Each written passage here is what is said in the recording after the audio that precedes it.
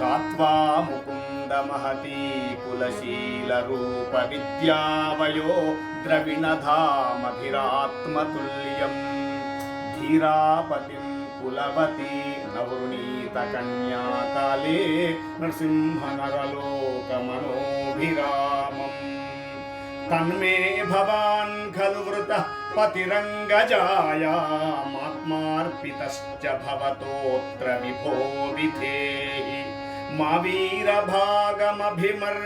चैद्यारात् गोमायुमन् मृगपतेर्बलिमम्बुजाक्ष पूर्तेष्टदत्तनियमव्रतदेव विप्रगुर्वर्चनादिभिरलन् भगवान् परेशः आराधितो यदि गदाग्रजयेत्यपाणिं गृह्णातु मे नदमघोषसुतादयो।